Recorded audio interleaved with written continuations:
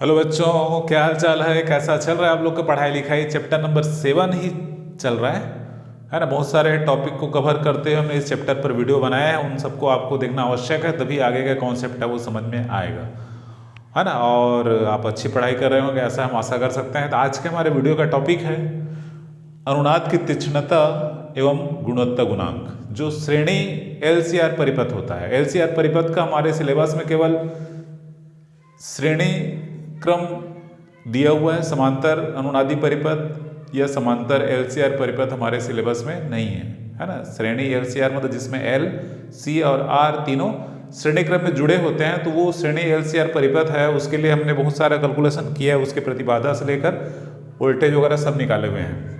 तो यहाँ पर आज के टॉपिक में देखेंगे हम अनुनाद की तीक्ष्णता और साथ ही साथ यहाँ पर गुणवत्ता गुणांक के लिए व्यंजक निकालेंगे।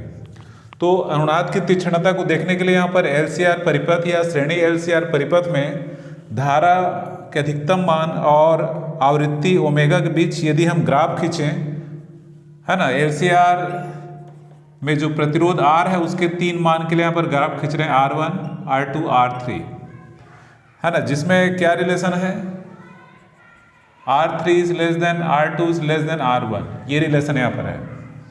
मतलब L और C के मान को वही रहने देते हैं, R के मान को चेंज करते हैं। R के मान को क्या क्या चेंज करते हैं, कभी R1 रखते हैं, कभी R2 रखते हैं, कभी R3 रखते हैं। तो ग्राफ यहाँ पर इस प्रकार आता है, जैसे यदि इस परिपथ में LCR परिपथ में R के बदले R1 रखा जाए, जो इन तीनों में सबसे अधिक है, तो ये ग्राफ हमको ऐसे मिलता है। ये थोड़ा धीरे धीरे बढ़ रहा है, ये अधिकतम हुआ और फिर कम होता है, मतलब धीरे धीरे ही कम होता है। दूसरे ग्राफ की बात करें R2 के लिए, R2 जो R1 से कम है, तो यहाँ पर ग्राफ तो ऐसे ही जा रहा है, धीरे धीरे बढ़ रहा है, फिर धीरे धीरे कम हो रहा है। पर इस केस में धारा का अधिकतम मान है वो पहले वाले केस से धारा अधिकतम है, मतलब इसमें धारा बढ़ जाती है पहले वाले की तुलना में। अब यदि हम R3 की बात करें, जो कि सबसे कम है, R1, R2, R3 में से प्रतिरोध R3 है वो सबसे कम है, तो इसमें धारा यहाँ पर मैक्सिमम है, धारा मैक्सिमम है।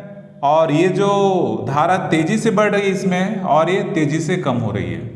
तो क्या कहा जाता है कि 3 हम एग्जाम्पल हम लेकर चले हैं, 3 एग्जाम्पल लेकर चले, उसमें क्या क्या है कि जैसे ये ग्राफ लगभग कैसा है, सपाट है। सपाट मतलब ये वाला भाग ऐसा बढ़ रहा है, ऐसा कम हो रहा है। ये थोड़ा सा तीक्ष्ण, तेजी से बढ़ा, तेजी से कम हुआ। ये सबसे तीक्ष्ण है। तो इससे क्या निष्कर्ष निकलता है, LCR परिपथ के प्रतिरोध को कम करने से धारा है वो आवृत्ति के साथ तेजी से बढ़ती भी है और तेजी से घटती भी है, जिसके कारण अनुनाद की तीक्ष्णता है वो बढ़ती है ना। अनुनाद की तीक्ष्णता बढ़ने का अर्थ है आवृत्ति के साथ धारा के मान में तेजी से वृद्धि या तेजी से कमी होना, ठीक है। इसके अलावा यहाँ पर क्या क्या निष्कर्ष निकल रहे हैं, यहाँ पर एक विशेष आवृत्ति, जैसे ये अनुनादी आवृत्ति है, हम तीनों ही ग्राफ में देखें, पहला, दूसरा, तीसरा, ये इसी आवृत्ति पर क्या है, धारा है वो मैक्सिमम है ना। अनुनादी आवृत्ति पर धारा अधिकतम होती है, ये हम जानते हैं। तो इसी अनुनादी आवृत्ति पर धारा है वो मैक्सिमम सभी के लिए है, ठीक है। और जैसे जैसे हम प्रतिरोध बढ़ा रहे हैं, अनुनाद है वो सपाट होते जा रहा है, प्रतिरोध कम होने पर अनुनाद की तीक्ष्णता है वो बढ़ती है, ठीक है। इसमें 2 वोल्टेज W1 और, है ना, ओमेगा 0 के 2 मान W1 व W2 ऐसी आवृत्ति है जिसमें धारा I0 अपने अधिकतम मान का 1/√2 होता है ना। इस पॉइंट को याद रखना, ठीक है। I0 = 1/√2 I0 मैक्सिमम, मतलब I0 मैक्सिमम क्या है, ये जो धारा है I0 इसका अधिकतम मान है। तो ओमेगा 1 और ओमेगा 2 पर, जैसे हमने ओमेगा 1 और ओमेगा 2 लिया हुआ है, तो ये जैसे यहाँ पर आएगा, तो इस आवृत्ति पर ये जो I0 है वह धारा के अधिकतम मान का 1/√2 √2 गुना होता है। ω1 और ω2 को अर्ध शीर्ष आवृत्तियां कही जाती है। ω1 और ω2 को अर्ध शीर्ष आवृत्तियां कहते हैं क्योंकि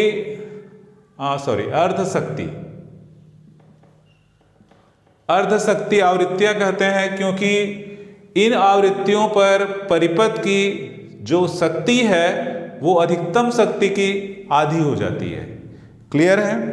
और इनका जो डिफरेंस है ω2 माइनस ω1 को कहा जाता है बैंड चौड़ाई कहते हैं।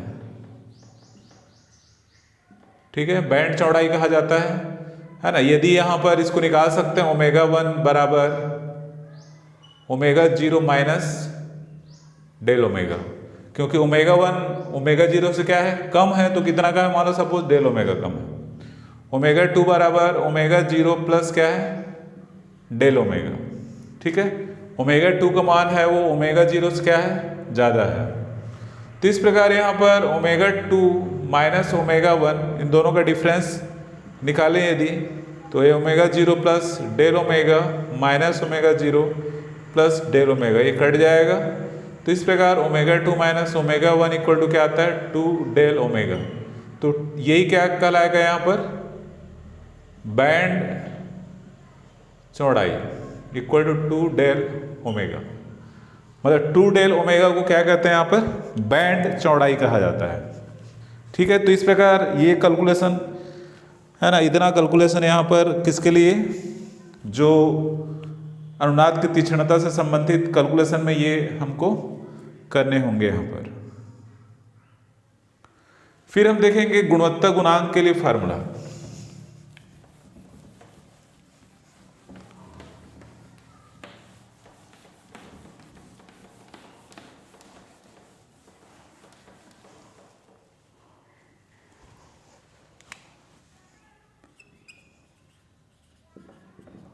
गुणवत्ता गुणांक या इसको क्यू फैक्टर कहते हैं, क्वालिटी फैक्टर। ये होता है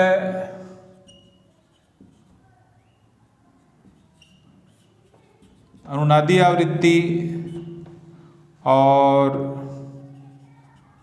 बैंड चौड़ाई का अनुपात। मतलब श्रेणी LCR परिपथ के अनुनादी आवृत्ति और बैंड चौड़ाई का अनुपात, इसको Q से दर्शाते हैं। तो ये ω0 अनुनादी आवृत्ति, बैंड चौड़ाई यहाँ पर 2 डेल ओमेगा। ठीक है, तो यहां से पता चल रहा है 2 डेल ओमेगा यदि कम तो Q क्या होगा अधिक। बैंड चौड़ाई कम मतलब अनुनाद की तीक्ष्णता अधिक, तो Q क्या होगा यहाँ पर अधिक होगा। मतलब बैंड चौड़ाई कम होने से अनुनाद की तीक्ष्णता क्या होती है अधिक होती है, उस कंडीशन में Q फैक्टर ज्यादा होगा।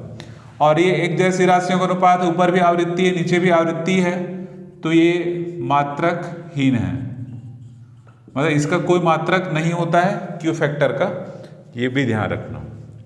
ठीक है, अब इसके लिए फार्मूला निकालना है, व्यंजक निकालना है। Q फैक्टर के लिए व्यंजक निकालना है, तो श्रेणी LCR परिपथ में जो धारा का अधिकतम मान I0 equal to V0 upon root R square plus ω_L minus 1 upon ω_C, ऐसा होता है। इसको और क्या लिख सकते हो I0 equal to V0 upon Z। ये Z क्या है यहाँ पर प्रतिबाधा है। ठीक है, मतलब धारा के आयाम को हम इस प्रकार दर्शाते हैं I0 बराबर V0 अपान Z।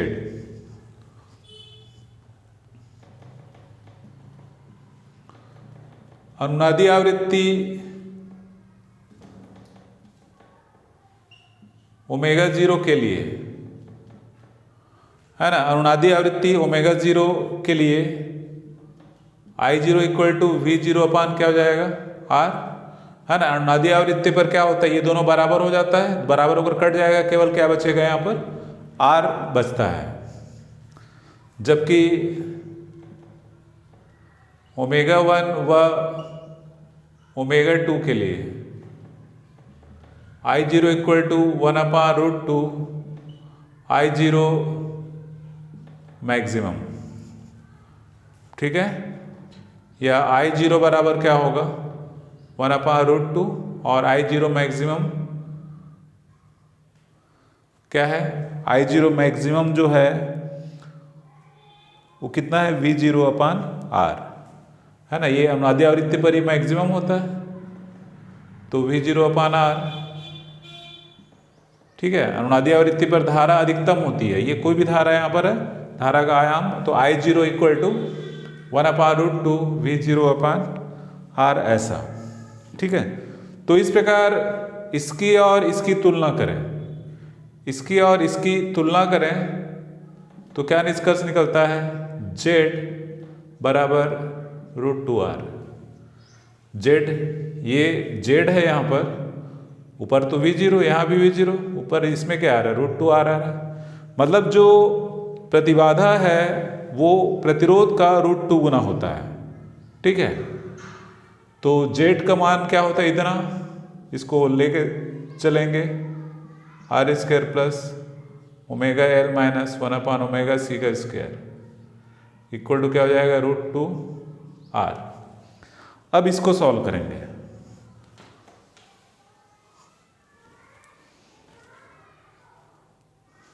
दोनों पक्षों का वर्ग कर दो, स्क्वायर कर दो, इधर से वर्गमूल हट जाएगा, R² plus omega L minus 1/ओमेगा C का वर्ग, इधर वर्ग हटेगा, वर्गमूल हटेगा √2 से और इसका वर्ग होगा, ठीक है।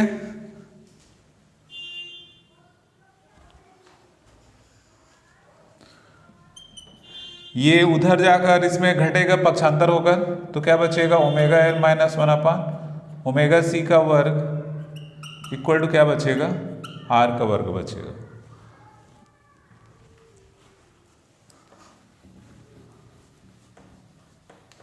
इसको और हल करें, इसको रख के चल रहे हैं क्योंकि इसी मार रखना लास्ट में हमको,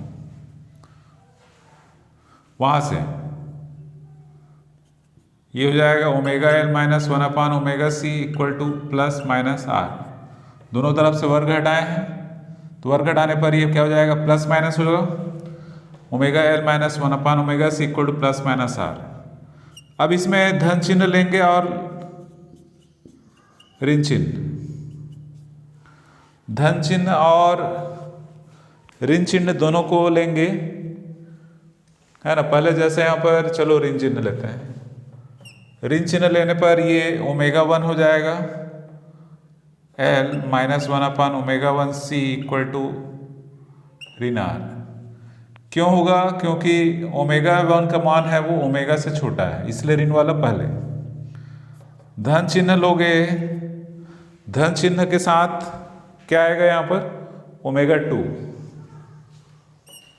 है ना, ओमेगा 2L माइनस 1/ओमेगा 2C इक्वल टू धन R, क्योंकि ओमेगा 2 का मान ओमेगा 0 से ज़्यादा है, ठीक है। ओमेगा 0 अनुनादी आवृत्ति है,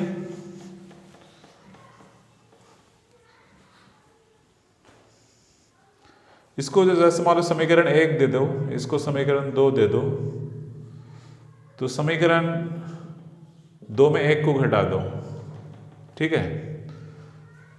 इसमें ये घट रहा है, इसमें ये घट रहा है और इसमें ये घट रहा है, इसमें ये घटेगा तो ओमेगा 2 माइनस ओमेगा 1, L को बाहर दोनों से, दोनों में L है, इन दोनों में क्या है C है, इसमें घट रहा है ये, तो ये प्लस हो जाएगा, प्लस C को बाहर कर दो 1/ओमेगा 1 माइनस 1/ओमेगा 2, ठीक है। ये वाला माइनस का माइनस ही रहेगा, ये घट रहा है इसलिए ये प्लस हो जाएगा, और राइट हैंड साइड क्या बचता है, ये इसमें घट रहा है ये, तो ये R प्लस R क्या हो जाएगा 2R, ठीक है। R प्लस R क्या हो जाएगा 2R। अब इसको थोड़ा और सिंप्लीफाई कर लो, omega 2 minus omega 1 L plus 1/C, इसका लघुत्तम होगा ओमेगा 1 माइनस ओमेगा 2 इंटू, और ये ऊपर आकर ऐसे क्या हो जाएगा, ओमेगा 2 माइनस ओमेगा 1। ठीक है, अब यहाँ भी ओमेगा 2 माइनस 1 है, यहाँ भी ओमेगा 2 माइनस ओमेगा 1 है, तो ये ओमेगा 2 माइनस ओमेगा 1 पूरा कॉमन निकल जाएगा। यहाँ बचेगा L, यहाँ बचेगा 1/c और ओमेगा 1 ओमेगा 2। ठीक है,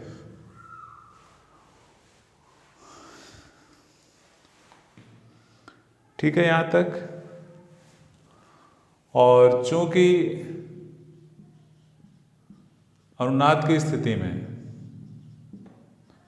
ओमेगा 1 इंटू ओमेगा 2 या ओमेगा स्क्वायर इक्वल टू क्या होता है, 1/LC। ठीक है, ओमेगा 1 इंटू ओमेगा 2 दोनों बराबर हो जाता है अनुनाद की स्थिति में, तो ओमेगा का वर्ग हो जाएगा, तो 1/LC। तो यहाँ पर रखोगे ओमेगा 2 माइनस ओमेगा 1, ये L प्लस 1/c और इसके बदले 1/LC, तो C कट जाएगा, तो क्या बचेगा, ये ओमेगा 2 माइनस ओमेगा 1 L, ये L ऊपर चला जाएगा, L plus L equal to 2R। ठीक है,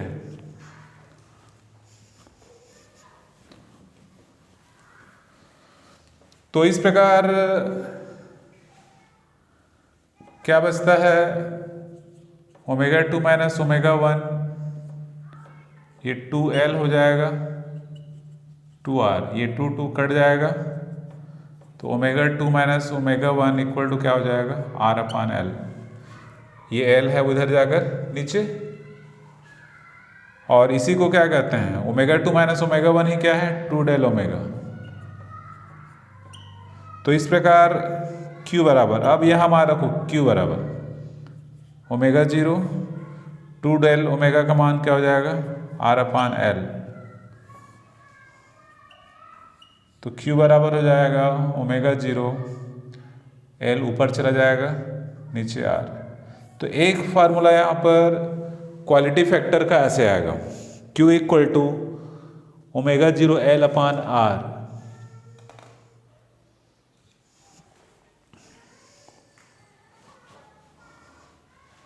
और फिर से चूंकि ओमेगा 0 L बराबर क्या होता है, 1/ओमेगा 0 C। अनुनाद की स्थिति में x L बराबर x C करो तो ये ओमेगा L इक्वल टू 1/ओमेगा C होता है।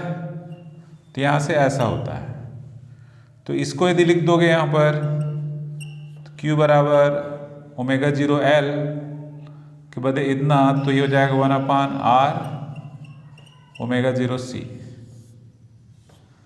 है ना, 1/R ओमेगा 0 C ऐसे भी होता है।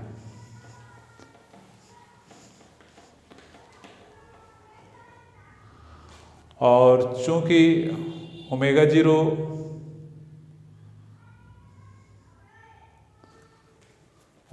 के एक मान और इसमें रख सकते हैं, इक्वल टू 1/√LC। तो Q बराबर क्या हो जाएगा यहां से,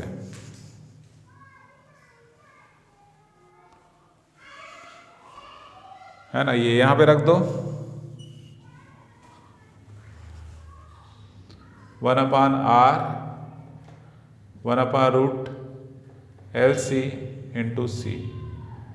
तो Q बराबर 1/R इंटू 1/√L है, ये √C है, और C मतलब क्या लिख सकते हैं, √C इंटू √C।